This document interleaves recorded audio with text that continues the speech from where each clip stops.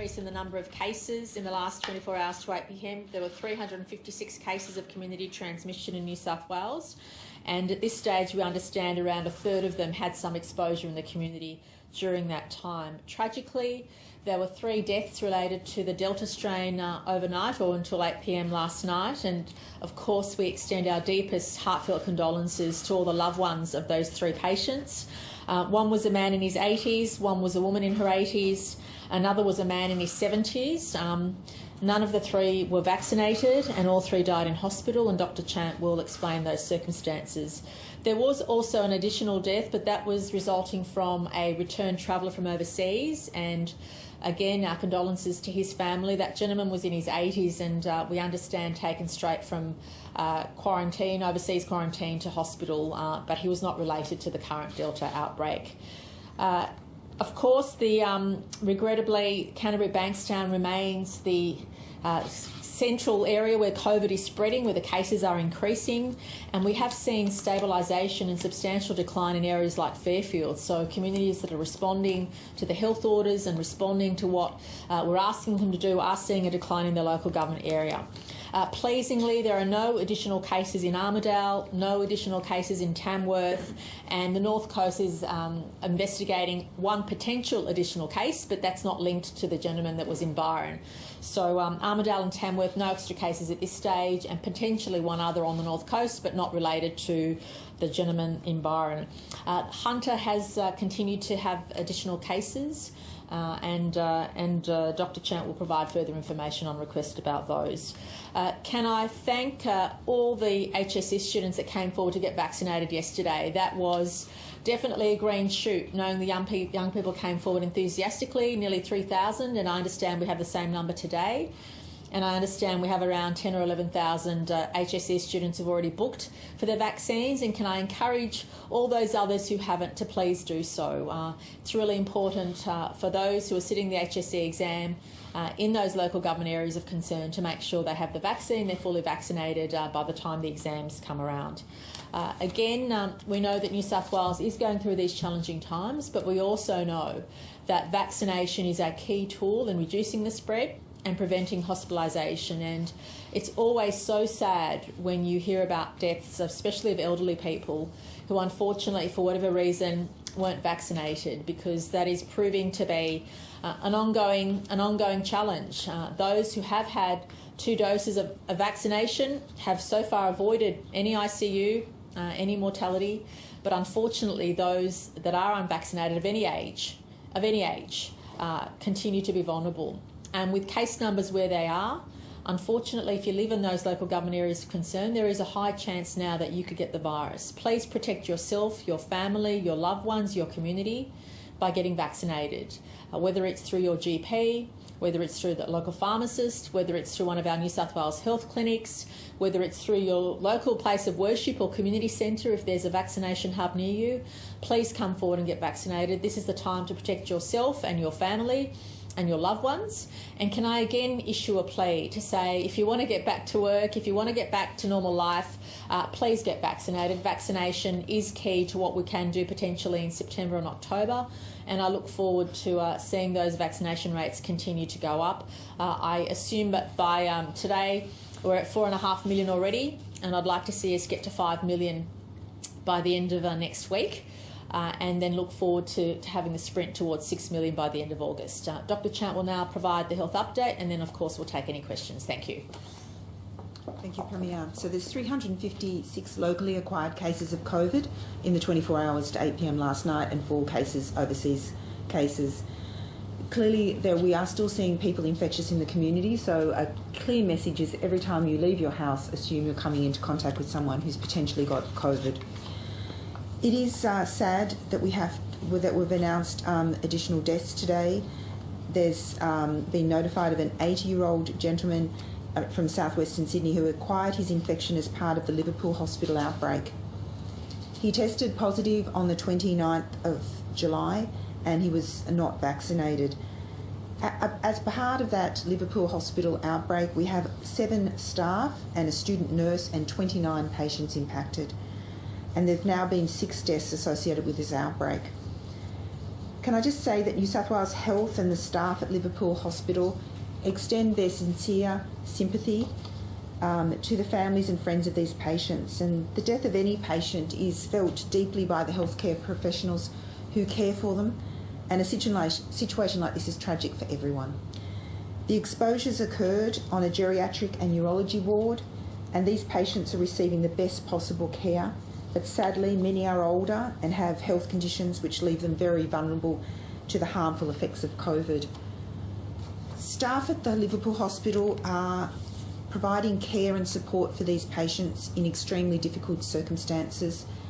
The hospital is one of the busiest in the state and continues to take every measure to keep the patients and staff safe during the current outbreak, while continuing to provide high quality care to the community. There's also a lady in her 80s from southwestern Sydney died at Liverpool Hospital, and she tested positive on August 4th, and her infection was not related to the Liverpool Hospital outbreak. She was not vaccinated. A man from Western Sydney died at Nepean Hospital. He was in his 70s and he tested positive on July 7th, and he was not vaccinated. And then a man in his 80s from northern New South Wales died at Royal Prince Alfred Hospital, and he acquired his infection overseas and is not linked to the current outbreak, and he was also not vaccinated. In terms of an update on the situation in our regional centres, there's been no additional cases in the Byron northern New South Wales area in relation to the case I spoke about yesterday. We had a gentleman and 2 of his children test positive, and there were a number of exposure sites. We have had no further cases linked to that exposure site, and can I thank the community for coming out for testing. There's been no additional cases in Tamworth or Armidale, and again thank the community for their response to the testing. We have had additional cases in relation to Newcastle, and there are a number of exposure venues that have been placed on the website for Newcastle. Again, thank you for the Newcastle community for coming out for testing in such high numbers. I do just want to also mention that we have had a confirmed case at the St George Aged Care Centre in Bexley. A confirmed case in a staff member worked 1 shift whilst infectious on 1 level at the facility, where 4 out of 8 residents have tested positive, and all 8 of the residents were vaccinated, and the staff member had received their first dose of vaccination. So appropriate care is being provided. Can I just echo the Premier's message about vaccination? We have high quality vaccines available to us in Australia, and it is incredibly important that people take up the opportunity to get vaccinated. It's important to get that first dose, but it's also important to complete your course. So we've been providing guidance, and that is consistent with the advice of the National Expert Advisory Group on Immunisation called ATAGI, that says in the current context, bring forward your second dose of your AstraZeneca to anywhere between 4 to 8 weeks. So if you have had your AstraZeneca vaccine in that period, your first dose, please bring forward your second dose. And as the Premier has also indicated, there's increasing access channels through pharmacies and general practice, and I urge you to make a booking to get your vaccine. Thank you.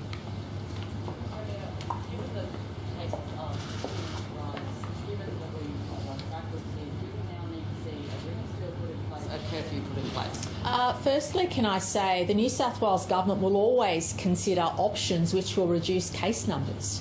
But it's really, really important to make sure that any step we take is going to have that impact. And I might ask Deputy Commissioner Warboys to speak about the additional police work in those areas of concern, which has seen greater levels of compliance as a result of that presence. And Deputy Commissioner Warboys, I might ask you to comment on that. Thank you, Premier. Good morning. Additional police still operate in the southwest and northwest in ADF as well. So just in the last 24 hours, over 1,000 compliance checks just in that southwest, that LGA area of concern with police and ADF. It was only yesterday that they found 2 people that were meant to be inside a house that weren't there. Those people were located and health were advised, and they were returned to where they should be. So those compliance checks are working, they are having an impact, and we'll continue to task ADF and police additionally to the local resources to those 8 LGAs In the north of the state, in the last 24 hours, over 400 vehicles were stopped by police specifically for those breaches that might be occurring in and around the public health orders and people travelling without a reasonable excuse. 17 infringement notices were issued and 7 vehicles were turned around and sent back to locations where they came from because they had no reasonable excuse. It's a challenging time, not just for the community, but for police. But New South Wales Police won't back down in their endeavour to make sure that people comply with the public health orders right across the state. Particular emphasis in those 8 LGAs, for sure, those 9 LGAs and into that Canterbury Bankstown area. But let's be clear that right across this state there are now risks and threats with people that breach public health orders, and the police have specific operations in each of those areas to make sure that people comply and put us in a position we can best get through this challenging time. Now 7 weeks in, the numbers continue to rise. They are bouncing around, but what is it going to take? What are you waiting for to pull the trigger and further impose more restrictions, like a ring of steel, like a curfew? What is it going to take? I think what we also have to accept is the basic fact that Delta is very different to other strains we've had. So policy positions that may have worked in the past aren't going to have effect with Delta. And that is something we need to accept. We need to accept this is a different variant and you need to approach it in different ways. And can I just finish my sentence on that one? So in relation to that point, based on the health expert advice, vaccination reduces your chance of spreading, it reduces your chance of landing in hospital, and it reduces your chance of dying. That's why a targeted approach in those local government areas with our vaccine strategy is absolutely key to seeing us maintain and reduce those case numbers. Please know that had we not been in this difficult lockdown for 6 or 7 weeks, the case numbers would undoubtedly have been in their thousands and thousands every day. That is no doubt about that. But there's also no doubt that the Delta strain is different to other types of COVID we've had in Australia, different types of COVID we'd have to deal with in New South Wales. So your approach has to be different. Fortunately,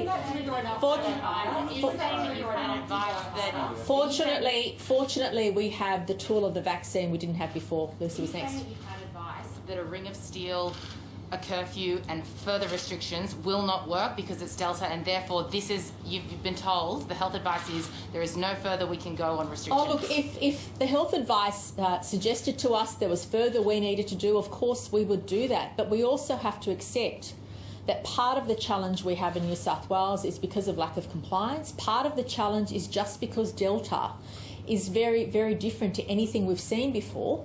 And part of the challenge is, of course, having people accept, a small handful of people accept that this is serious. Unfortunately, there are still pockets of people who think that this is not a serious illness, who don't believe that they need to follow the health orders, and that impacts everybody. But moreover than anything else, it's the way this virus spreads and the way the virus moves. And can I assure you that short of not having authorised workers do what is necessary, it is really difficult for us to get to lower case numbers without that targeted vaccine strategy. Will you admit that New South Wales won't be able to get down to 0 cases of COVID infections in the community, and we are relying on increased vaccines not getting case numbers down? Will you admit that? Well, the New South Wales government has always said that our strategy is to get to as close to 0 as we can to those cases infectious in the community, but regrettably we've seen those numbers increase in the last few days. But that is the binding principle which National Cabinet has to follow. However, we have said in New South Wales, as I've said continually, that higher vaccination rates will give us additional freedoms. There is no doubt about that, because what we need to prevent is people ending up in hospital. And one positive aspect of the last few weeks is confirmation that vaccination prevents people ending up in hospital. Vaccination reduces the spread, so a targeted vaccination strategy in those local government areas of concern is key to us moving forward in New South Wales, and key to us having greater freedom, and key to us making sure we hit those vaccination targets. Now, getting to 6 million jabs by the end of August will give us some opportunities in September. And we're looking forward to that. And obviously we're taking advice from our health experts and others across government to see what September and October look like. But let me assure you, the New South Wales strongly supports what was in the Doherty report, and that is having all states have to abide by a code which says you have strong suppression strategies in place until you get to 70% double doses, and that is certainly our strategy. You just mentioned targeted strategies. In regards to Canterbury Bankstown, you've said repeatedly it's the epicentre. Are you willing to consider a harder lockdown for Canterbury Bankstown or selected suburbs there? And if there is a reluctance, is that because there is a fear that there'll be a backlash and you'd be accused of xenophobia? Please no. I ask people to look at the facts as to how harsh the lockdown is in those local government areas. For example, other states had an authorised workers list going to 17 pages. The authorised workers list for those 8 or 9 local government areas is very short compared to what other states had. But the different point is the Delta. When you have a virus that is that contagious, and when you have an unvaccinated population, that is the threat of Delta. And strong suppression in New South Wales has worked to the extent that we don't have thousands of cases today and we don't have hundreds and hundreds of deaths, which other strains of COVID provided, unfortunately, on Australians.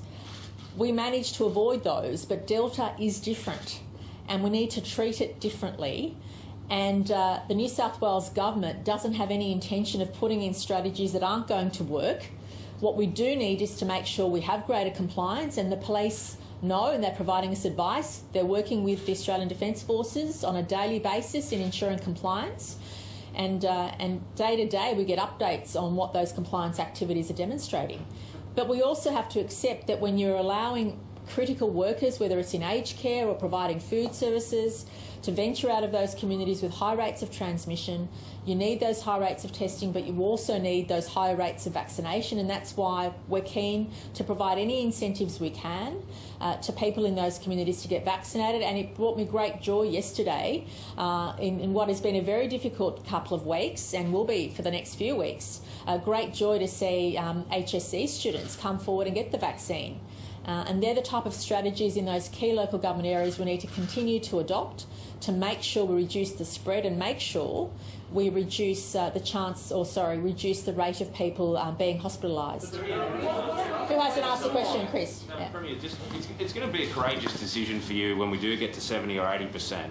With this much Delta circulating in the community, to significantly relax restrictions or relax restrictions of any consequence. Have you got a metric as to what numbers you'll be comfortable with in terms of community transmission, rather than just the glib line about as close to zero as possible? Well, the Doherty report provides good guidance for all states in relation to what you can do at 70% and 80%. And we know that at 70% we'll have enormous opportunity. When you know that 70% of your population, especially in some of those key areas where the virus has been circulating, if 70% of your population is vaccinated, that gives you enormous opportunities to allow your citizens to leave much more freely than what is occurring now.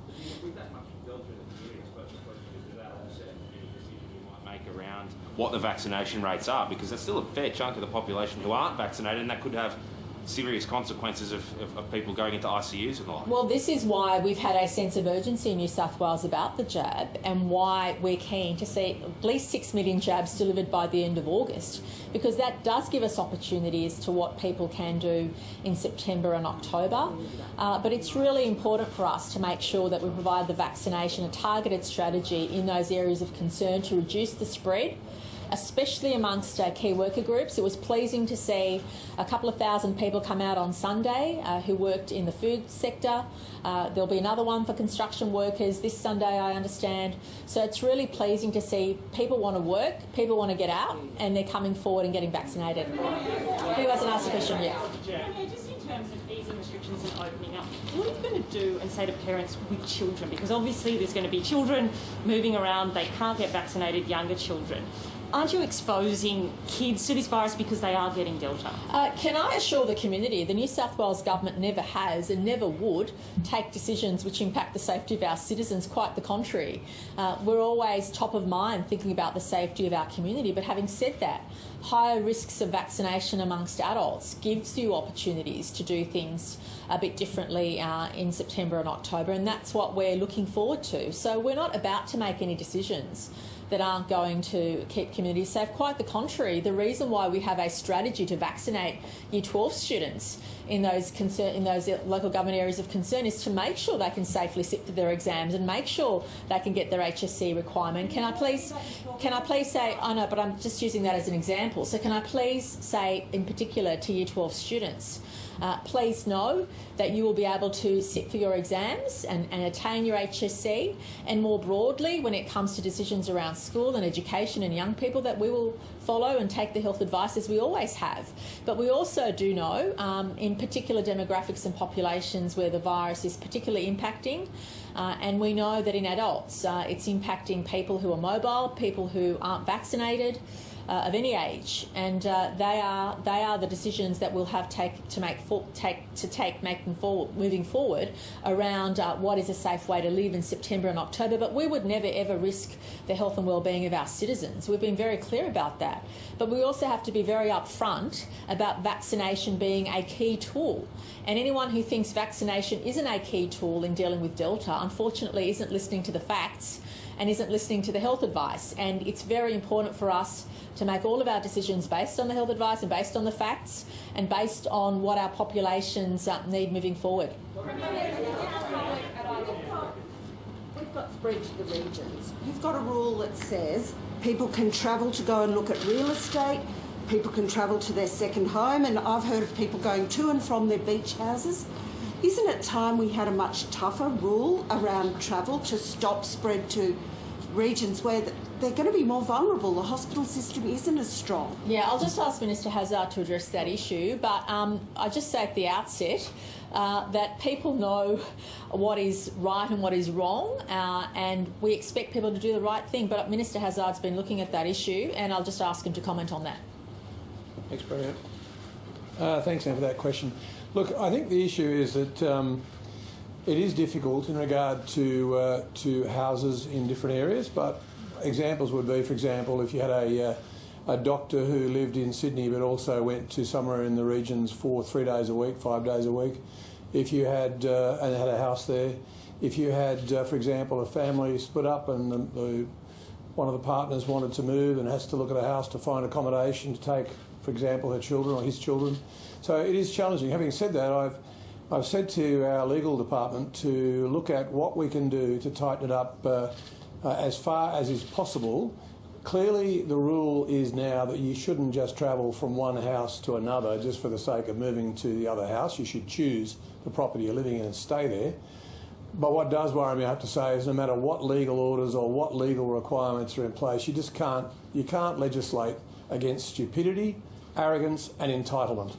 People will still try and do it, which is why the Premier's made the point that we've asked in the epicentre at the moment of this virus, that is at Canterbury Bankstown, for the police to reinforce the existing rules. If people just applied the rules, if they complied with the rules and the law, and they applied an element of common sense and a modicum of decency to the rest of the community, we would be fine. But sorry, Chris. What was the guy's go? I'll go with Chris first. Sorry. Yeah. Okay. Can we just discuss what happened? And sorry, that's the answer because he's moved on. Yeah, sorry, Chris. The fellow that went up to Byron Bay. What happened there? Yeah. Well, all I'm prepared to say about our traveller to Byron is that the police are looking extremely closely at what he was doing in that area, and I trust the police will be able to take appropriate action in due course. Is it the case that he's going to inspect the property that's legal? So, as I said, there are matters where one has to be a little bit cautious because I'm not going to prejudice either the police investigations or the police actions, but I'm certainly hopeful there will be both. Is he not cooperating with authorities? Is he not cooperating with authorities, Sorry, can I do Chris first? Potentially nefarious activities. I think, Christopher, I've said all I'm prepared to say on that matter. Yeah. Is it the case You can that- draw your own conclusions, but I'll say again, we've got, as the Premier has said, we have the strictest of orders in New South Wales. If people just stuck with what they were asked to do, this Delta virus would be finding itself being beaten back into submission. But the fact that people are just ignoring the rules, and I have to say, being fair about it, I think probably something in the order of 90-95%, a very high percentage of people are complying. And we're seeing that in places like Fairfield.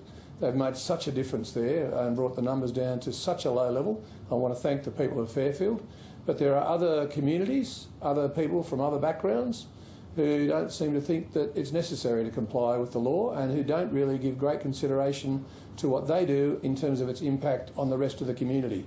And I would say to them, you really need to, because otherwise the forces of the law are coming after you. Is it the case that he's not cooperating with authorities? Go here first and come back. Is he not cooperating, this gentleman? Is he not cooperating with authorities? Is he not telling them where he's been? There's been reports that he's not a believer in COVID as such and therefore is refusing to cooperate. Is that the case? As the former Attorney General in this state, I'm very conscious of the fact that when police are undertaking investigations, we should allow them to take their investigations and not prejudice those investigations.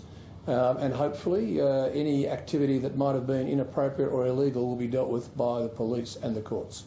Sorry, Ursula. Is he cooperating with health though? And did he try to leave hospital last night, we understand? I'm not prepared to comment except to say that every individual should comply with both the health.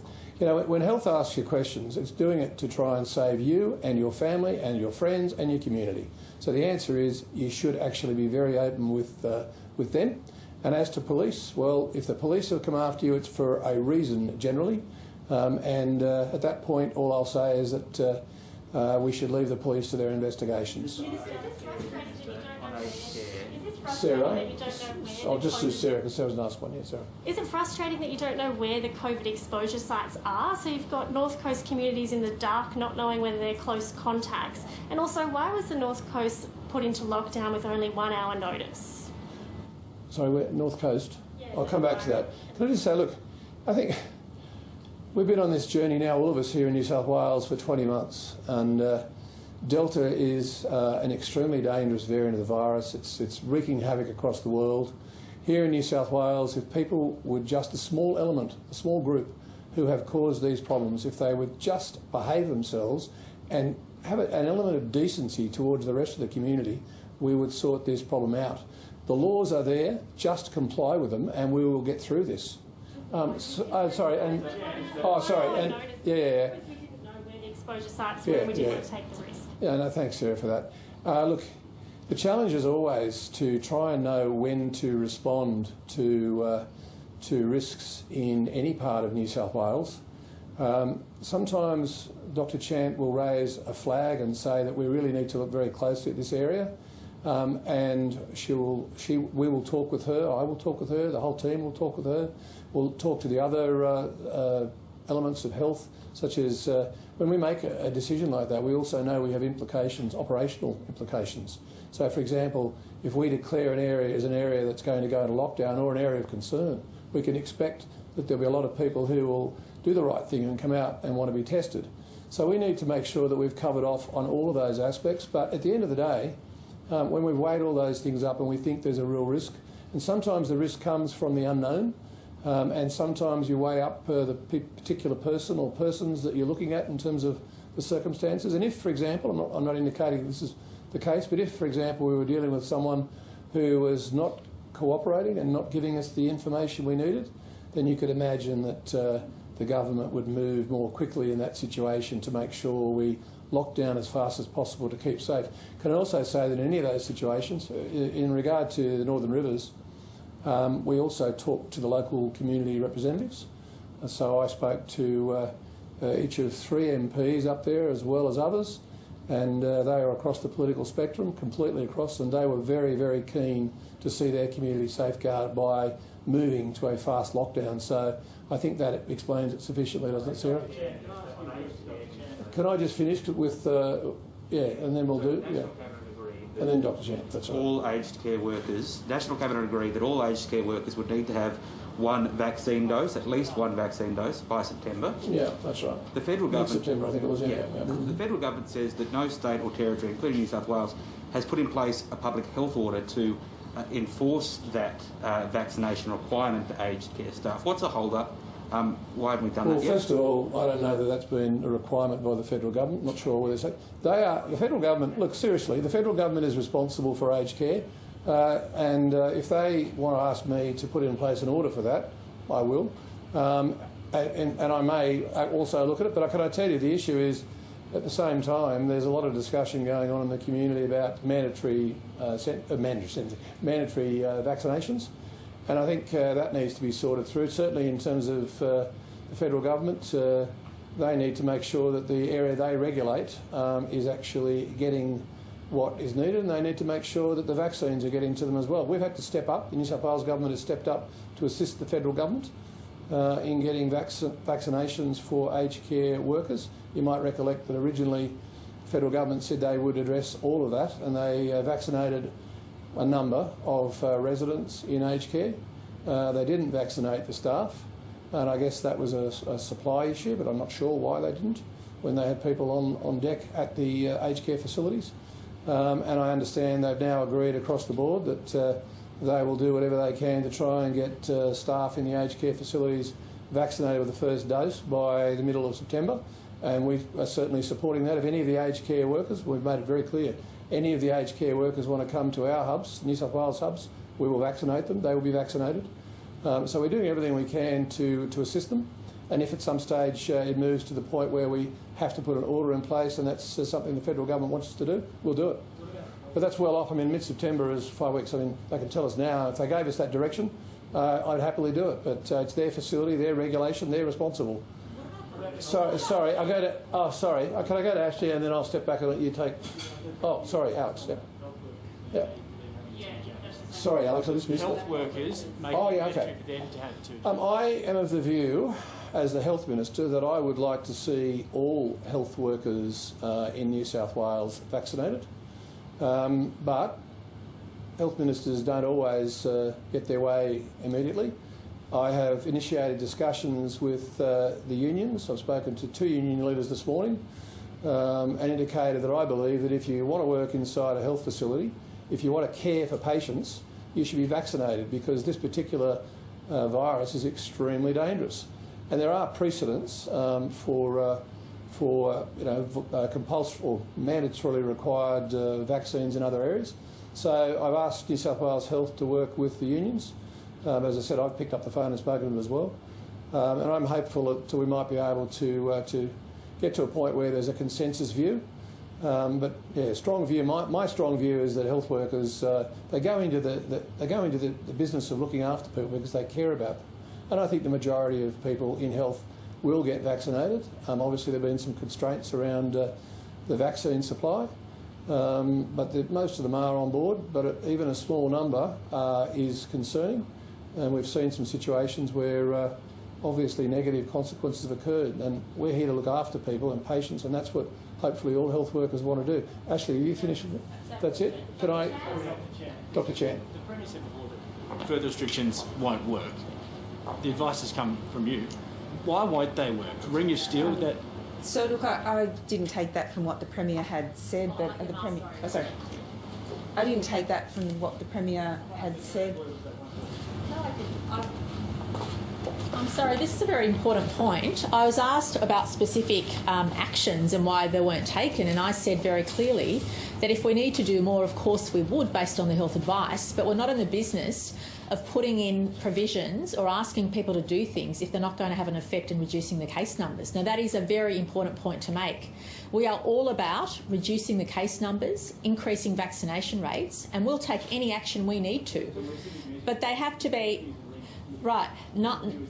reduce the case numbers. Well, I'm asking Dr. Chan why they want to reduce the case numbers. in relation to those matters, if we thought that they would have a significant or even marginal impact, of course we'd do those things. But there is no evidence to suggest that's the case.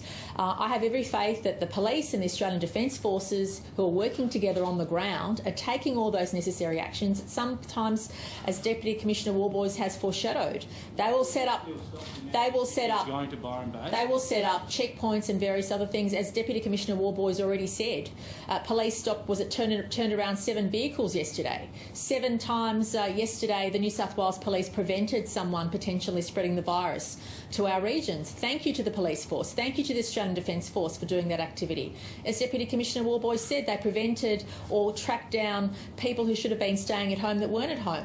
Again, another example of boots on the ground, police doing what they need to do. So please know, if there are additional recommendations we get from Dr. Chan, of course we'll consider those and implement those. I'm sorry? People at home don't like it when you guys do that. You've obviously sit around crisis cabinet. Have you gone to Dr. Kerry Chan, the public health team, and said, is there anything more we can do? And they've said, no, not at this point. People just need to comply with the current rules. Not at all. And we're really trying to understand. Sure. Can I ask Dr. Chan to comment after I do? But the best advice we have from Dr. Chan, and she says it every day, is that vaccination is a key tool for us, as is compliance. I don't want to put words in her mouth. I'll ask her to say her bit, but certainly vaccination targeted in those areas of concern is a key tool we need to use, as well as heavy compliance activity in those areas of concern. But I'll ask her to address that.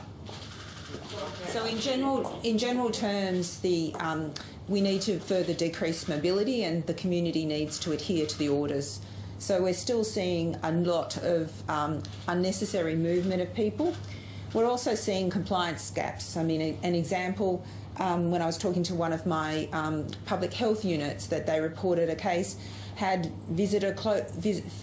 a partner had visited a close contact. These are not the actions that we want to see when we're dealing with a virus as transmissible as COVID.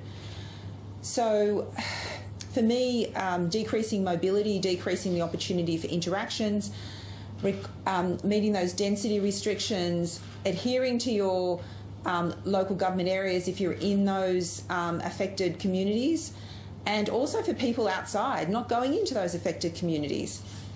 We need to do more if we're going to see these case numbers drop down. But we're 7 weeks in and you're still talking about decreasing mobility. So what more are you going to do to ensure that people aren't moving around when they're not meant to be? So that's where the police and the defence have really stepped up compliance activities. So every day we identify areas where we've seen increased cases. So we have a huddle with police every morning, and we say these are the areas we're really concerned about. And so the areas I'm concerned about is Canterbury, Bankstown. And based on... Is that a reflection of what's happening with the police is not working? So there's the issue of the orders and what are the rules, and there's the issue of the community complying with those. Now, as I said, a large proportion of the community do, but a small proportion of the community don't. And that's not a simple matter, and it requires a sort of whole of government action. And one, it's to support people with food and access so they don't have to take actions to go to work when they're sick. It's about policing in terms of increasing compliance.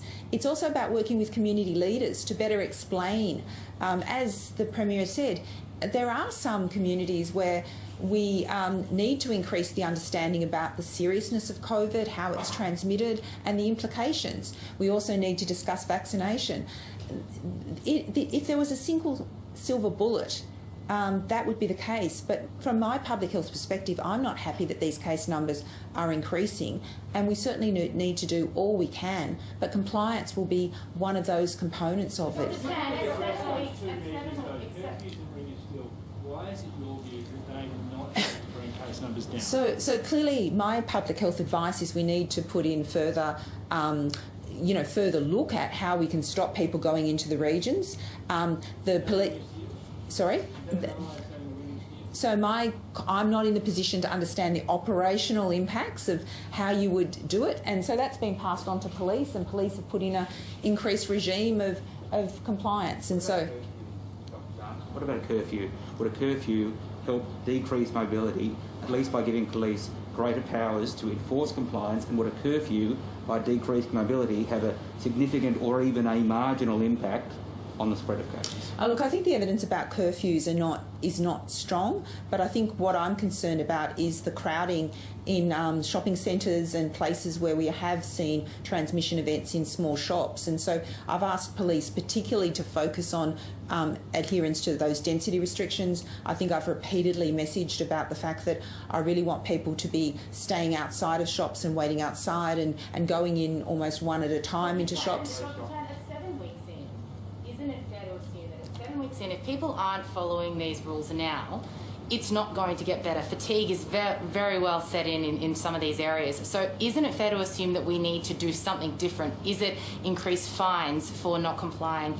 Is it the curfews? Is it the rings of steel? So government's always considering about how better to support the community comply. And so I think the Premier has announced additional support and we've certainly provided funding to the non-government organisations to better support the communities through organisations such as Red Cross and others. And so those strategies will mean that there are less barriers for people doing the wrong thing.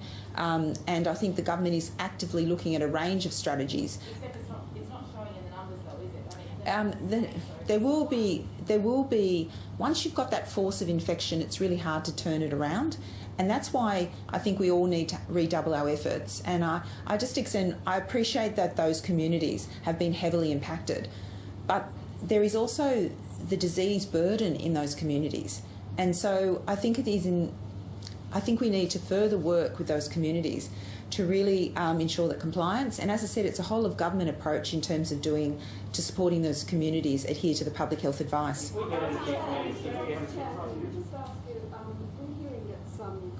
Tracers are taking up to 3 days to reach exposure sites, which is clearly an issue. Are your contact tracers under too much stress? And if you can just answer that. Okay, so look, case numbers are increasing, and obviously that stresses all parts of the system, both the operational health aspects of the system and our contact tracers. However, we have scaled, and I want to acknowledge the role of Defence in coming forward to help us as well as part of a team approach to contact tracing. But I just want to explain that the why that you don't immediately know about a venue is that a person gets a test, the test result might come back 24 to 48 hours later, and then you interview the person.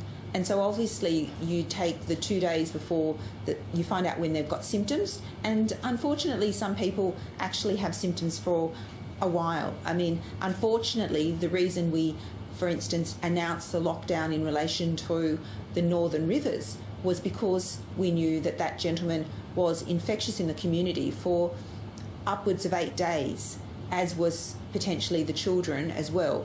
So they're factors. If we can have people coming forward at the earliest symptoms for getting tested, that will also assist us. We are getting some reports of some people being contacted by New South Wales Health that they are a close contact with someone that's positive, but they haven't actually been to the venue that's been nominated. Is that an example of... So there was an issue, an issue and an error, and I apologise for that this morning in relation to one venue in Newcastle where there was confusion over which site of the gym that was infected. That was corrected quickly.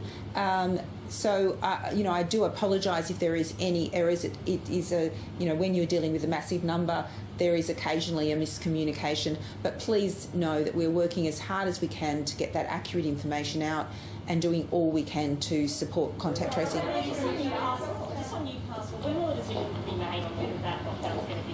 Oh, well, that was a better question for Dr. Chant, but obviously we'll take the health advice on that. There are obviously additional cases today. As we provided advice on, pleasingly, Tamworth and Armidale haven't had any extra cases. North Coast could have one, but not related to the Byron person. So those 2 or 3 areas, at least the 2 areas, are looking positive. In relation to Hunter, there has been an increase in number of cases. I think it was 12 or 13 overnight. So we'll rely on Dr. Chan's advice on that. If she recommends an extension of the lockdown, that's what we'll determine. And if she determines that Tamworth and Armidale can come out of lockdown, well, then that's what we'll announce as well. I'm sorry? This is what I'm getting vaccination officers in the CBD. What sort of vaccination rates do you guys want to see before that can happen? No, firstly, can I say I've been heartened by various industries approaching government saying that they want to participate in a vaccination incentive program. So a lot of businesses do want to see and encourage their employees to get vaccinated and get them back to work. And so we'll be working with industry on our plans moving forward to let everybody know what September and October and November, for that matter, looks like. And I just want to thank industry for working with us so collaboratively and so constructively. And clearly, people do want to get back to work. And if vaccination's an incentive for them and their employer wants that, that is not a bad thing. It gives us a greater degree of comfort to know that business and community and employees are working together to make safe places to work and also to make safe places for people to go. I wouldn't feel comfortable using a service or going anywhere if I felt people weren't vaccinated.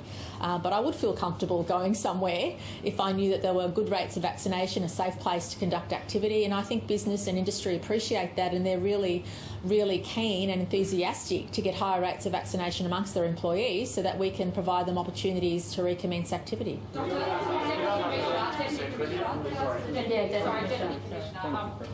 Dr. Chant just said that her public health advice would suggest that we need to look at how to stop people from going into the regions. What would be the police response to that? How would you enforce something like that? I think the way that we get to that the quickest is that people abide by the public health orders themselves. Like what we are seeing is people making conscious decisions to go outside to contravene the public health orders at a risk to themselves and the community, and the whole strategy around getting New South Wales back to normal as quickly as possible.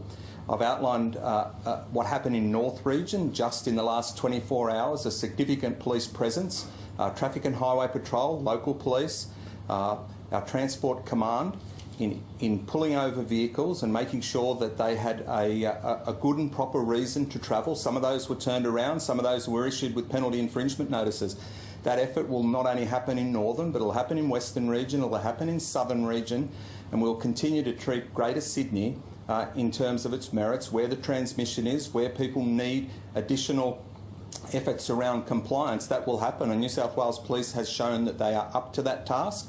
It's reviewed every day at our Police Operations Centre that is working 24/7 on the police deployment issue. We're assisted by ADF. We are in a very, very good position to continue to ratchet up that compliance, that visibility, that policing effort to make sure that people comply with public health orders.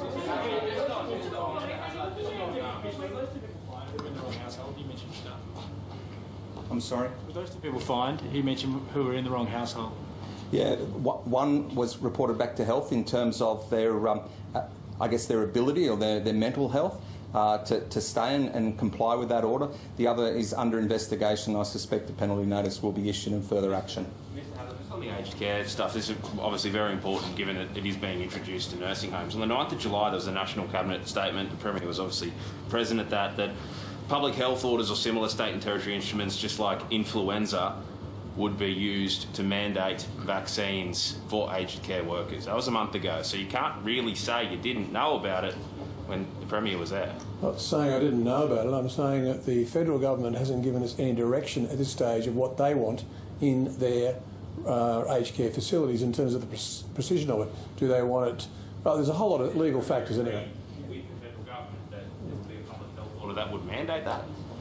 Yeah, but the issue there is that we need to work through what the federal government actually want. And at the moment, we haven't got that. But we will do it. We will do it. We've got another 6 weeks before it becomes mandatory, Chris. So it's well. With the greatest respect, there's aged care workers right now going in with coronavirus, infecting people who are in nursing homes, potentially going to kill them. Like, how long do you want us to wait? As I said, we will work with the federal government as to precisely what they want, and we will get that done as soon as possible. You made the agreement on Premier. You made the agreement on the 9th of July in that statement that the state would put in place public health orders or similar to affect this. But I've just answered that. But why? I've just answered that. But the Premier was there, so Is there a fine for intentionally failing to provide crucial health information?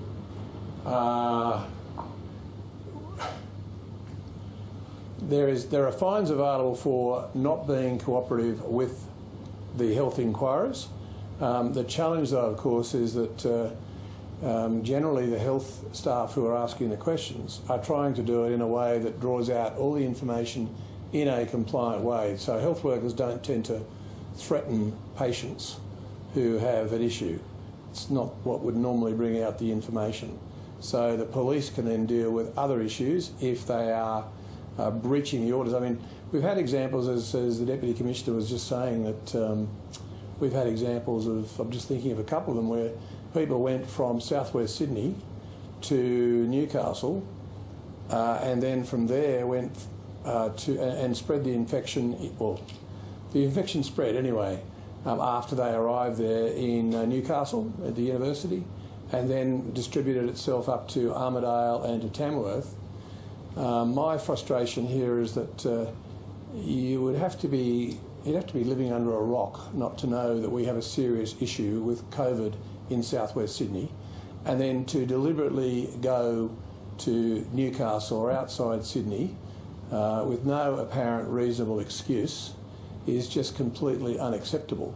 But that's the sort of thing we're getting, and it's enormously frustrating. I've got to say, I think the police are doing an amazing job. They do have, for example, a registration plate detection, and they can see who's coming from where, and that's causing them to be able to stop people. And there are, as you heard from the Deputy Commissioner, turning people around. And where there are clear breaches, then they take action.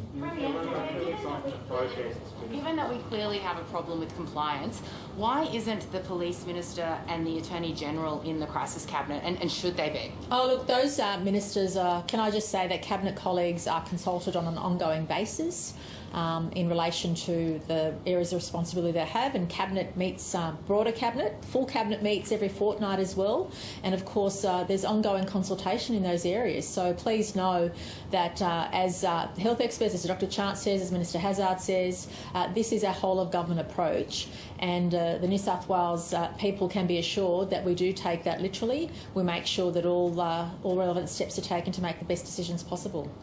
Just over 22% of business applications made through Service New South Wales have so far been paid out. 7 weeks in, why is it taking so long to get to all these requests? Well, obviously we're trying to get to as many requests as possible, and I understand we're hoping to deal with most of the backlog by this Friday. So I appreciate a number have received their grants, and can I apologise to those who've experienced delays or frustration. Please know that we're keen to get the dollars out as much as you are.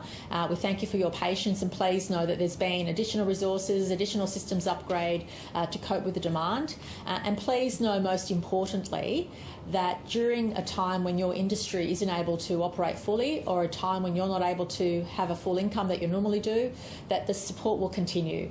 And whether it's through Services Australia and the disaster payments for you as an individual, or whether it's through Service New South Wales and your business, that you will receive those payments and hopefully not be as stressed as you are at the moment. The administration of JobSaver through Services Australia in other states. We're doing it via Service New South Wales here. Should the feds do JobSaver in New South Wales? That was a request. That was an agreement, and the Commonwealth said they had confidence in us to do that and asked us to do it. No. Pfizer on the way. When will you look to open up those vaccines for the 18 to 40s? And would you do it 30 and above first and then the younger cohort, or once you've got enough vaccines you'll open it up to the rest of the population? Well, obviously we're taking health advice in relation to the supplies of the vaccine, and clearly 16 to 18-year-olds, those sitting for the HSC, aren't able to take any other vaccine at this stage, and so that's why we have a targeted approach there. But we'll follow the health advice as to which category of people should get what vaccine. But both vaccines are very effective. Both vaccines have stopped people dying. Both vaccines have stopped people going into hospital. So I just urge people to come forward and get vaccinated, but we take advice from our health experts. But clearly a priority for us, as Dr Chant says to us almost on a daily basis is making sure that mobile people, those who are authorised workers in those areas of concern where there's high rates of virus, are getting the vaccine. And we are trying to do that as quickly as we can. But we've had supply issues, obviously, but there are now more points of access, more direct offers to go to where the community is, in addition to our mass vaccination hubs. And we're keen, of course, to have that targeted strategy continue. Thank you. Last question. I'm sorry? You keep promising freedoms from August 29. So does that mean some office workers can go back to the office? Does that mean groups of more than 2 outside? Like, can you give us some more tangible details of what that's going to look like? Yeah, I was asked a similar question yesterday, and that will really depend on where the case numbers are at and what the health advice is. But clearly, what Dr. Chant looks at and what the health experts look at is not only the rates of vaccination, but where those vaccination rates are. Some suburbs have nearly 100% vaccination. But if the virus isn't circulating in that community, obviously we're keen to make sure that we reduce the spread and increase vaccination in those communities that are especially vulnerable with the virus, and want to make sure that that's a priority. So it has to be a blanket. You already had a question. I might ask Dr. Chant to say the last one. Yeah.